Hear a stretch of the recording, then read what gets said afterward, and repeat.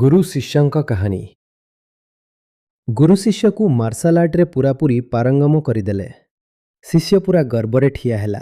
अनेक वर्ष साधना कली एबे मोठू बड़ योद्धा केही नाही। गुरुंक बयस मध्ये एबे बढ़िलानी। तेनु दिने शिष्य गुरुंकु कहूछि, देखंतु गुरुजी, आपणक बहुत ना। एक समय रे आपण जने भलो फाइटर थिले। मु चाहूछि आपण निजे निज मुहरे निज शब्द रे घोषणा करंतु जे एबे ही अंचलर सर्वश्रेष्ठ योद्धा मु। गुरुजी कहंतनी चुप बसंती। से चली गला। किछि दिन परे आसिला, कहिला मु अनुरोध करूछि आपण एमिति घोषणा कर दियंतु। गुरु कहिले ना मु करिबिनी। से कहिला जदि करिबेनी कुहंतु, किए बाकी अछि हराइबा पई, ताकू हराइ दउछि।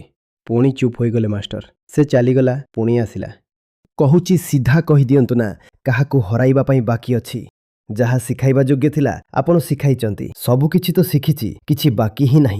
पुणी से कहूनांती तो क्रोधित होई गुरुंको ऊपर ही आक्रमण करि देउछि। जहा करिथिबो कहानी कुहे से बसिकी ही जेमती तांको ऊपर हाथ चलाए, से पूरा डेईकी छिड़ा होई तुरंत ताकू तले सुआई दियंती। कुहंती कहिथिली ना एबे भी केही बाकी अछि। जिए सिखेइछि ताकू तांको ऊपर प्रयोग करनी। जदि से एबे भी आपणकोठु श्रेष्ठ, तेबे शिखिबार आवश्यकता बाकी अछि ना? बाकी अछि ना? जदि शिखिबा बाकी अछि, तेबे संयम भी रखिबाकू पड़िबो, नम्र भी रहिबाकू पड़िबो।